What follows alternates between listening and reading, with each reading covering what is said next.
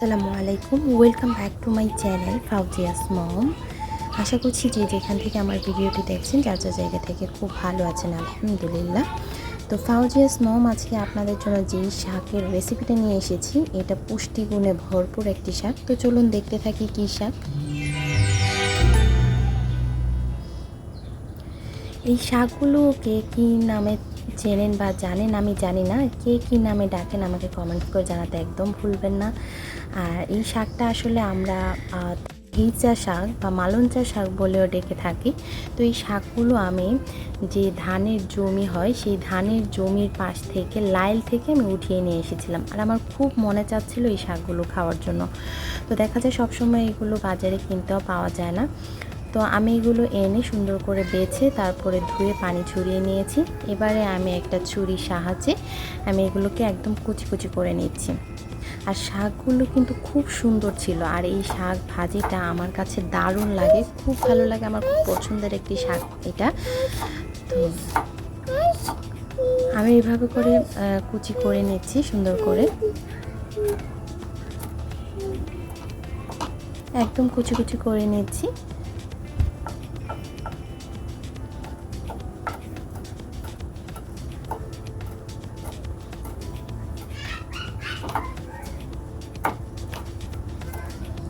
আপনারা কেউ এই শাকটা খেয়েছেন কি না আমাকে জানাতে একদম ভুলবেন না, আর কেমন লাগে আপনাদের কাছে সেটাও জানাতে ভুলবেন না। আমার কাছে দারুণ লাগে এই শাক ভাজিটা, আর আমি যখন এই শাকটা ভাজি করেছিলাম দারুণ হয়েছিল খেতে। কিন্তু আমি সবটুকু শাক দেখুন এভাবে কুচিয়ে নিয়েছি, এবার ভাজি চলে যাচ্ছি। তার জন্য একটা ফ্রাই প্যানে আমি পরিমাণ মতো সয়াবিন তেল দিয়ে দিয়েছি। আর তেলটা যখন গরম হয়ে গিয়েছে তখন আমি এখানে পেঁয়াজ, রসুন আর কাঁচামরিচ কুচি করে নিয়েছি সেটা দিয়ে দিচ্ছি। আর পেঁয়াজ, রসুন আর কাঁচামরিচটাকে আমি কিছুক্ষণ ভেজে ব্রাউন করে নেব, আর আমি এটা ব্রাউন করে ভেজে তারপর করব। আর ভাজির মধ্যে আসলে ব্রাউন করে ভেজে নিলে সেটা টেস্ট দারুণ আসে। তো আমার এটা ব্রাউন হয়ে গেছে দেখুন, আমি এইভাবে ব্রাউন করে ভেজে নিয়েছি। এবারে আমি শাকগুলোকে দিয়ে দেবো।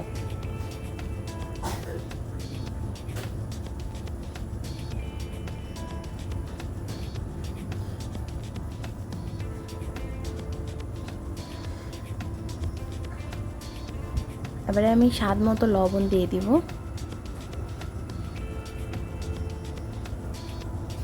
এবার শাকগুলো আমি পেঁয়াজ, রসুন, কাঁচামরিচের সঙ্গে ভালো করে নেড়েচেড়ে মিশিয়ে দেব, আর মিশিয়ে দিয়ে আমি ঢেকে দেব যেন এটা খুব সুন্দর করে সেদ্ধ হয়ে যায় শাকটা।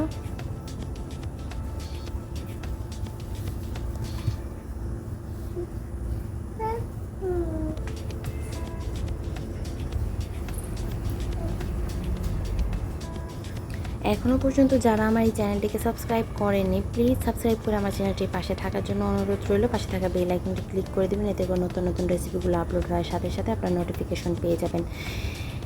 অলরেডি যারা সাবস্ক্রাইব করে আমার চ্যানেলটির পাশে রয়েছেন তাদেরকে অসংখ্য ধন্যবাদ আমাকে সাপোর্ট করার জন্য। আপনাদের একটি সাপোর্ট আমাকে অনেক কিছু করার আগ্রহ জাগায়। তো আমি ঢাকাটা খুলে নিয়েছি কিছুক্ষণ পর, দেখুন আমার এই শাকটা কিন্তু অনেকটা মিশে গিয়েছে আর এটা প্রায় সেদ্ধও হয়ে গিয়েছে।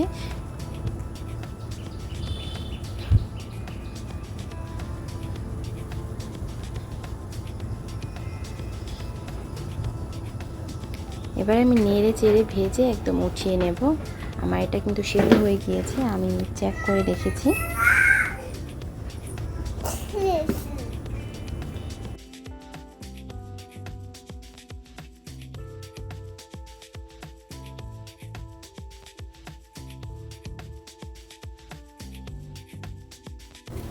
তো আমার ভাজা হয়ে গিয়েছে, এবারে আপনাদের দেখিয়ে দিচ্ছি। আমি একটা ডিশে উঠিয়ে আমি ঠিক এইভাবে ভাজিটা করেছি আমার শাকটাকে, দেখুন। এই ছিল আমার মালঞ্চা শাকের ভাজির রেসিপি। আশা করছি আমার এই মালঞ্চা শাকের ভাজির রেসিপিটা আপনাদের কাছে খুব ভালো লেগেছে। তো ধন্যবাদ সবাইকে এতক্ষণ আমার ভিডিওটা দেখার জন্য। ভালো থাকবেন সবাই, আল্লাহ হাফেজ।